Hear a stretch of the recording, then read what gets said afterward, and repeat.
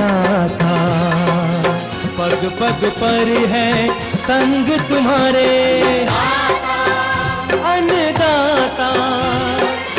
लहू किसानों का बन के पसीना सींचता है धरती का सीना। मेहनत का तेरी हक दिलवाने, नई तकनीक नई खोज बताने। पशुधन को गुणवान बनाना, पौध सुरक्षा को सिखलाना, खेती के सब गुर समझाने, भारत का सरताज बनाने। आठों पहर है संग तुम्हारे अन्नदाता, अन्नदाता।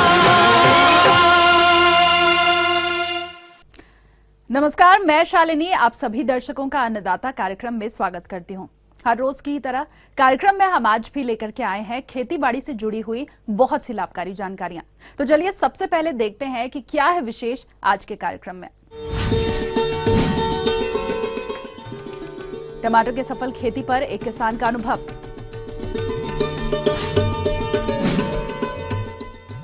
अधिक उपज हेतु चना की फसल में पौध सुरक्षा उपाय,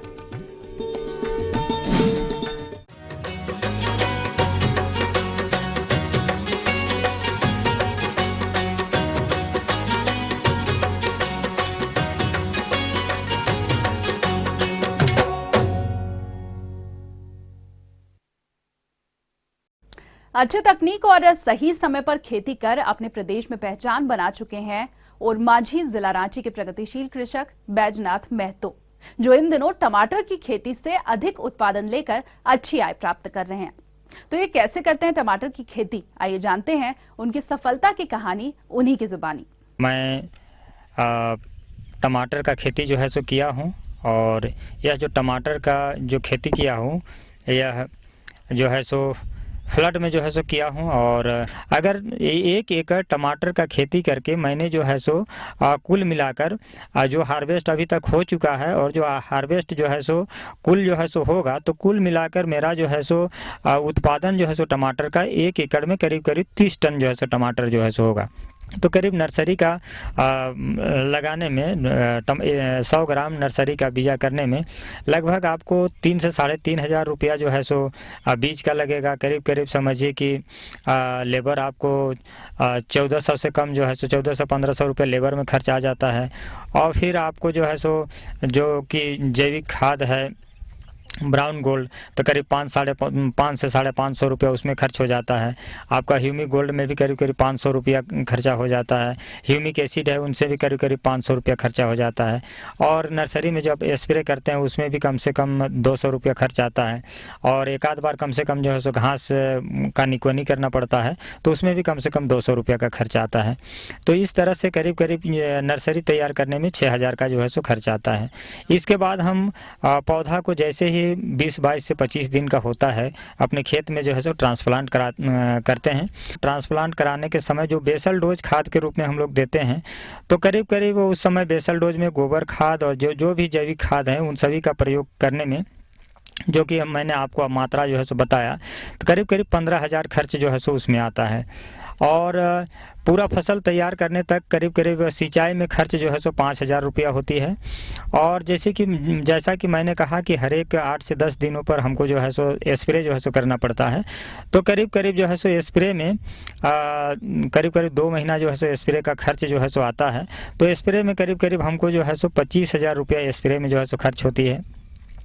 और लगाने से लेकर के नर्सरी से लेकर के लास्ट जो है सो हार्वेस्टिंग तक जो लेबर का खर्च है, करीब करीब जो है सो कुल लेबर का खर्च 45,000 रुपया जो है सो होता है। और उसके अलावे जो है सो ट्रांसपोर्टेशन भी जो है सो खर्च है, तो ट्रांसपोर्टेशन खर्च करीब करीब जो है सो 15,000 रुपया जो है सो लगता है।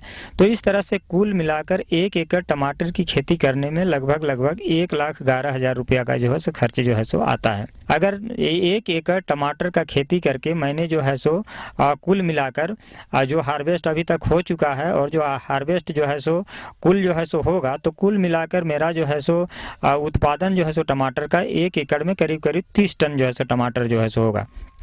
अगर 30 टन टमाटर को हम 10 रुपया के हिसाब से अगर यदि बेचते हैं तो करीब करीब हमको 3 लाख रुपया जो है सो आमदनी होती है। और जब हमें 3 लाख रुपया आमदनी होती है तो उसमें जो मेरा कुल खर्च है 1,11,000 रुपया, आप अगर उसको घटा दीजिएगा तो लगभग 1,89,000 रुपया जो है सो आपको शुद्ध मुनाफा जो है सो होता है। 1,89,000 को भी छोड़ दीजिए, लेकिन कम से कम टमाटर की खेती करके अगर एवरेज मूल्य किसानों को 10 रुपया भी मिले तो 1.5 लाख रुपया जो है सो किसान जो है सो शुद्ध मुनाफा कमा सकते हैं। किसान बंधु, मैं भी आपसे चाहूँगा कि आप टमाटर की खेती अच्छे ढंग से करें, उन्नत ढंग से करें, और आप भी जो है सो टमाटर की खेती करके अपना जीवन स्तर जो है सो ऊंचा करें और मुनाफा कमाएं।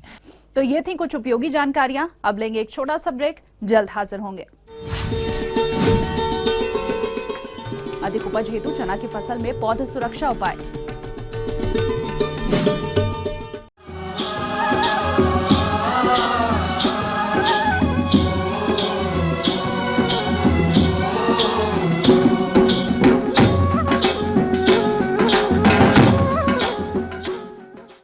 ब्रेक के बाद एक बार फिर से आप सभी दर्शकों का अन्नदाता कार्यक्रम में स्वागत है। और चलिए अब बढ़ते हैं अगली प्रस्तुति की ओर।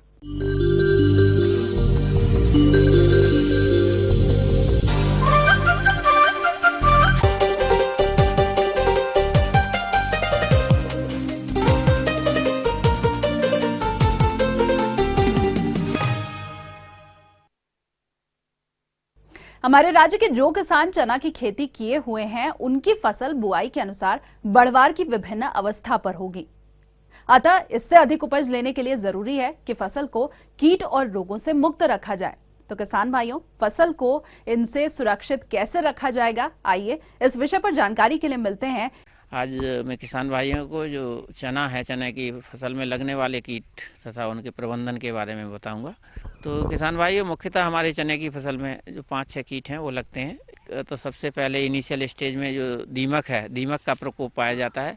दीमक पौधों की जड़ों को काट कर नुकसान पहुंचा दी है। जब पौधों की जड़ें नष्ट हो जाती हैं तो पौधा सूख जाता है, और जड़ें सूखने के बाद कभी कभी ये तने पर भी इसका प्रकोप देखा गया है।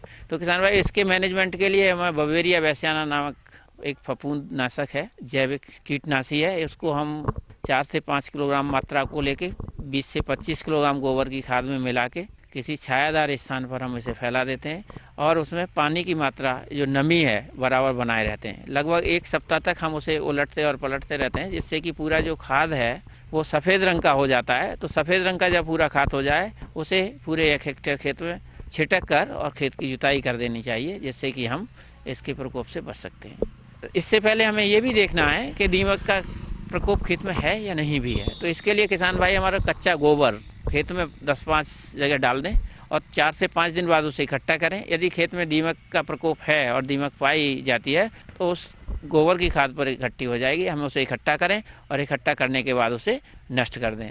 दूसरा, इसमें एक कटवा कीट है। जो कटवा कीट है वो उसकी जो कैटरपिलर है, जो सूढ़ी है, लार्वा अवस्था है, वो हमारी फसल को लॉस पहुंचाती है।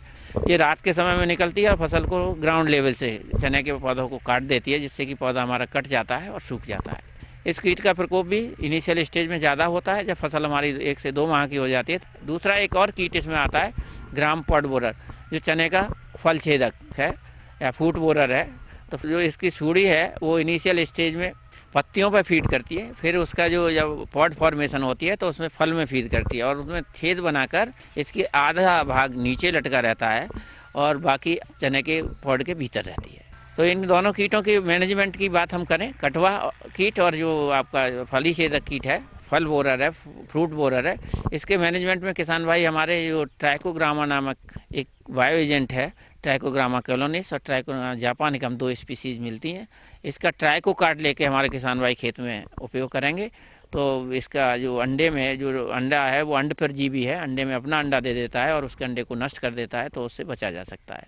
उसके लगभग आपको जो 50,000 से 1 लाख तक जो अंडे हैं उसको प्रति हेक्टेयर के हिसाब से हमें 1 सप्ताह के अंतराल पर 3 से 4 बार लगाना है। और कीट को हमें देखना चाहिए कि कीट का जो ATL लेवल है वो कितना है। तो 1 मीटर में यदि एक सूढ़ी आपको मिलती है तो हमें उसका मैनेजमेंट करना चाहिए।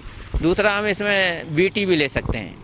एक बैक्टीरिया है बैसिलस thuringiensis, उसके 1 लीटर मात्रा को 500 से 700 लीटर पानी में मिलाकर 2 से 3 बार स्प्रे करने पर भी इस कीट का प्रबंधन किया जा सकता है। एक HANPV एक स्पेसिफाइड न्यूक्लियर पॉलीहाइड्रोसिस वायरस आता है, जिसकी 250 LE प्रति हेक्टेयर की दर से उपयोग किया जा सकता है।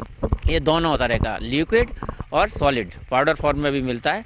तो इसे हम जब लें तो किसान भाई हमारे इसका जो घोल बनाकर और इसका स्प्रे कर दें। उसका स्प्रे करने पर हमारे किसान भाई इस कीट से बचे जा सकता है। और यदि हमें इसके बावजूद भी यदि मैनेज नहीं होता है तो हमारे किसान भाई इसमें हमारा दूसरा जो इंसेक्टिसाइड है वो भी उपयोग कर सकते हैं। आगे और भी है कुछ रोचक जानकारियां, पर यहाँ पर रुकेंगे एक और ब्रेक के लिए, जल्द हाजिर होंगे। सर्दी के मौसम में बकरियों की देखभाल पर जानकारी।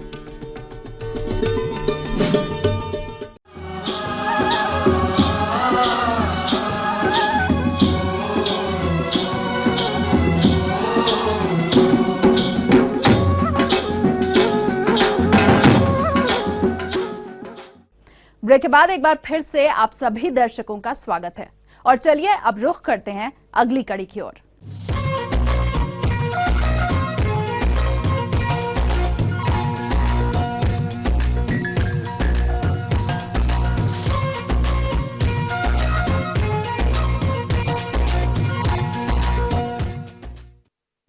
हमारे राज्य के जो किसान बकरी पालन कर रहे हैं वो उनसे अधिक लाभ तभी ले सकते हैं जब उनकी देखभाल और प्रबंधन मौसम के अनुसार किया जाए। और अभी ठंड का मौसम प्रारंभ हो चुका है, तो इस मौसम में बकरियों की देखभाल कैसे करनी है, इस विषय पर जानकारी दे रहे हैं बिरसा कृषि विश्वविद्यालय के पूर्व अधिष्ठाता डॉक्टर संत कुमार सिंह। हमारे जो बकरी पालक हैं वो जान लें कि ये जाड़े के समय कुछ उनको विशेष ध्यान की जरूरत पड़ती है। ये हमारे किसान भाई जो बकरी पालक है ये जान लें कि जाड़े के समय में जो चमड़े हैं बहुत शुष्क में सूखा हो जाता है, तो शुष्क होने के चलते चर्म रोग की बीमारी बहुत काफ़ी होती है। और चर्म रोग होने से क्या होगा कि चमड़ा बहुत खराब हो जाता है, बिक्री में दिक्कत होती है, खान पान कम हो जाता है। तो उसे चर्म रोग से बचाना है और शुष्क नहीं हो उसके लिए आप सरसों का तेल भी मालिश कर सकते हैं, या 100 ml कड़ल तेल में 10 ग्राम गंधक और 10 ग्राम कपूर मिला के उसको सप्ताह में 2 बार लगाते रहेंगे तो चर्म रोग की परेशानी बहुत कम होगी। दूसरी बात है कि जाड़े के दिन में खास करके छोटे बच्चे को निमोनिया होने का काफ़ी चांस रहता है। उसके लिए ठंड से बचाने के लिए उसको कीटिंग बॉक्स में रखना है, उसको शरीर को भी कपड़े से ढक के रखना है या बोरे से ढक के रखना है, थोड़ा सा गर्म तेल भी उसको लगाते रहें। और जब भी उसको पानी यदि पिलाना है तो गर्म पानी पिलावे, कहीं गर्म पानी ठंडा पानी पिलाने से आपको उसको निमोनिया होने का चांस रहता है। इन केस यदि निमोनिया हो भी जाए तो उसमें तापमान बढ़ जाता है, वो खाना पीना छोड़ देता है, बकरी का बच्चा है तो दूध नहीं पिएगा, तो पशु चिकित्सक के सहायता से उसको एंटीबायोटिक का दवा 3 दिन 4 दिन के लिए लगा दें तो उसका निमोनिया ठीक हो जाएगा। दूसरी बात है कि बरसात के बाद आपको जाड़ा आता है तो इंडोपैरासाइट और इक्टोपैरासाइट दोनों का प्रकोप काफी हो जाता है। तो इसलिए यदि आप अपने बकरियों को कृमिनाशक नहीं दवा दिए हैं, बड़ी बकरी हो या छोटी बकरी हो, तो उसको कृमिनाशक दवा अवश्य दे दें कि पेट से कीड़े खत्म हो जाए। यदि ज्यादा इक्टोपैरासाइट हो गया है तो उसके लिए आइवरमेक्टिन दवा भी है जो कि 35 किलो वजन पर 1 ml सिंगल डोज है, एक ही बार देना है। तो आपको इक्टोपैरासाइट इंडोपैरासाइट जो कि जाड़ा में ज़्यादा प्रॉब्लम करता है, दोनों को समस्या को दूर करता है। और आपको बड़े बकरियाँ उस पर भी ध्यान देना है कि जो चरने के लिए भेजते हैं बकरियों को तो ठंड में मत भेजें। जब थोड़ा सा धूप हो जाए, जो घास वगैरह है उस पर से शीत कम हो जाए तब उसको भेजें। नहीं तो यदि आपका ठंडे में भेजेंगे और शीत वाली घास खाएगी तो उसको टिम्पेनी होने की चांस रहता है। टिम्पेनी होने से फिर जाकर उसका पेट फूल जाएगा, बकरियां मरने का चांस हो जाएगा। इन केस यदि टिम्पेनी हो जाए तो उसके लिए आपको दवा है, तरपीन तेल है, ये सरसों का तेल है, वो सब पशु चिकित्सक के सलाह से उसको दे करके ठीक कर दें। यदि तुरंत आपके पास कोई ये नहीं है, बहुत पेट फूला हुआ है, तो उसके पैर को ऊपर रखें, उसके मुंह में नीम का जो डाली होता है लगाने से जो लार निकलेगा तो उससे भी गैस निकल जाता है। तो ये सब सावधानियां आपको रखना है। और यदि बड़ी बकरी भी जो घर में रह रही है तो चारों तरफ से ऐसा कोशिश करें कि 10 से 20% हवा का उसमें प्रवेश रहे। बाकी जो खुले जगह हैं बोरे से या कोई चीज़ से उसको ढक देना है। और किसान भाइयों को इसमें और ध्यान देने जो की बात है कि बरसात के दिन में तो बकरियों को घास बहुत मिल जाता है। अभी तो उसको समय भी चरने का कम हो जाता है तो कुछ घास की कमियाँ हो जाती है जाड़े के दिन में।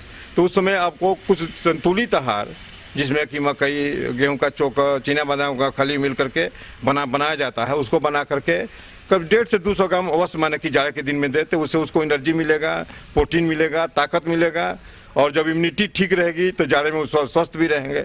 और छोटे बच्चे को तो आपको जाड़े के दिन में खोलना ही नहीं है, उसको किटिंग बॉक्स में रखना है। तो इस तरफ से ध्यान देंगे तो बड़ी बकरियां और छोटे बकरियां दोनों का माने कि स्वास्थ्य ठीक रहेगा और आपकी आमदनी काफ़ी उससे बढ़ती रहेगी।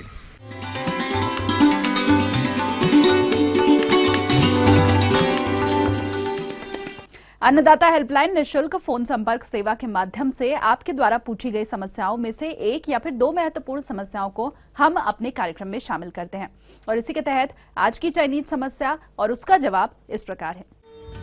ग्राम चंदा, जिला सिवान के कृषक मोहित चौहान, आप अन्नदाता निःशुल्क फोन संपर्क सेवा के माध्यम से बटेर पालन के बारे में संपूर्ण जानकारी चाहते हैं।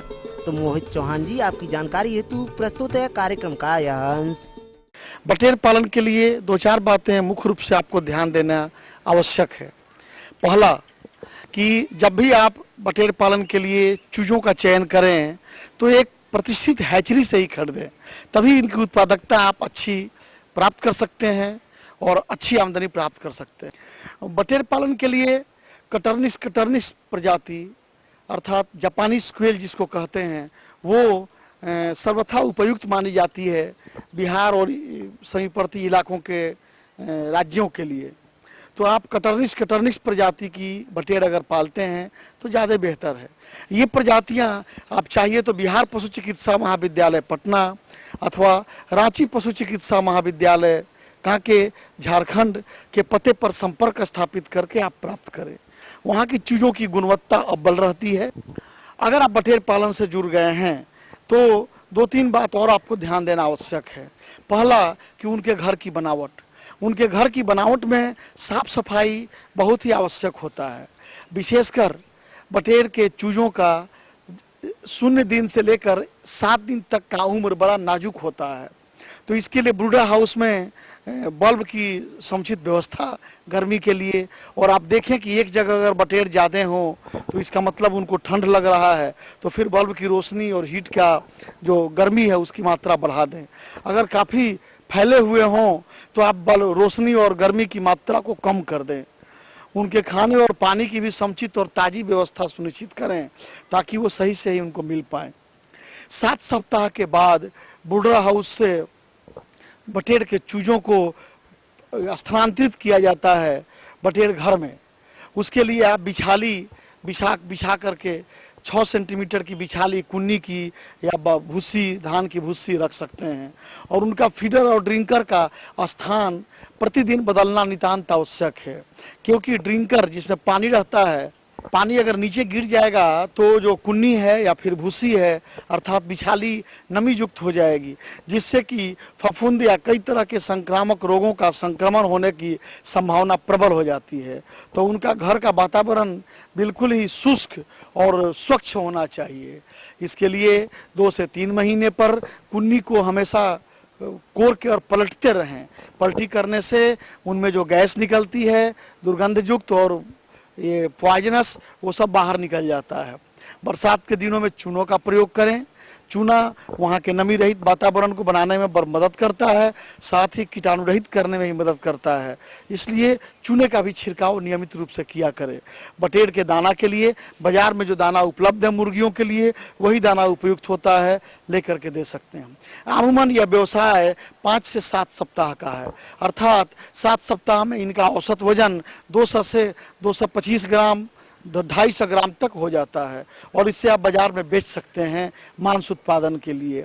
अगर आप अंडा उत्पादन के लिए रख रहे हैं तो आप इन्हें 8 सप्ताह के बाद ये अंडा देना भी शुरू कर देते हैं। अंडे का औसत वजन 10 से 12 ग्राम होता है। इनके अंडे चिपकबरे और बड़े ही खूबसूरत नज़र आते हैं। इस अंडों की भी डिमांड बाजार में काफ़ी ज़्यादा है। अंडों की प्रोसेसिंग करके आप चाहें तो अंडों का अचार या अंडों का भंडारण काफ़ी दिनों तक कर सकते हैं और बाजार में उसके डिमांड को आप बढ़ा सकते हैं। इसके लिए आप बिहार पशु चिकित्सा महाविद्यालय या रांची पशु चिकित्सा महाविद्यालय के लाइव स्टॉक प्रोडक्ट टेक्नोलॉजी विभाग से के वैज्ञानिकों से संपर्क करके आप इनके प्रोसेसिंग के लिए अर्थात इनके प्रोडक्ट बना करके उत्पाद बना के कैसे इनका वैल्यू एडिशन किया जा सकता है, अधिक मात्रा बाजार से कैसे अधिक पैसा कमाया जा सकता है, इससे ये आप वहाँ से जानकारी प्राप्त कर सकते हैं। प्रशिक्षण भी आप वहाँ से प्राप्त कर सकते हैं। एक वर्कशीट के स्थान में 8 से 10 10 बटेर को आप पाल सकते हैं, जबकि 1 वर्ग फीट स्थान एक ब्रॉयलर के लिए उपयुक्त होता है। अर्थात जितना आपका ब्रॉयलर फार्म के लिए जगह चाहिए उतना जगह में आप 6 गुना से 8 गुना ज़्यादा तक बटेर पालन कर सकते हैं। बटेर पालन आप केज सिस्टम या फिर 3 मंजिला 4 मंजिला घर बनाकर कम जगह में 4 मंजिल का भी स्टोरी बना करके आप उसमें रख सकते हैं। निश्चित तौर पर इसमें बीमारियां कम लगती हैं, रोग प्रतिरोधी प्रजातियां हैं ये, विशेषकर जो जापानी स्क्वेल है सो इनमें टीकाकरण की भी कोई विशेष आवश्यकता नहीं पड़ती है। प्रबंधन में अगर इन बातों का ख्याल करें तो निश्चित तौर पर छोटे स्तर पर कम पैसे में आप बटेर पालन करके अच्छी आमदनी प्राप्त कर सकते हैं।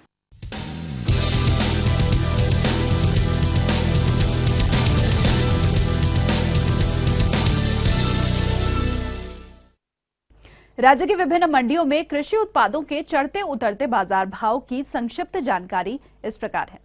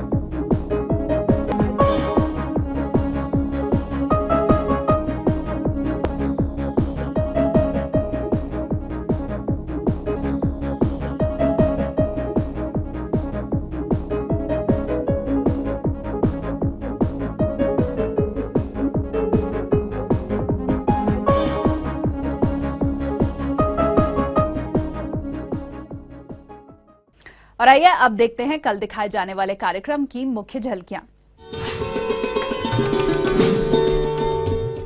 टमाटर के सफल खेती पर एक किसान का अनुभव।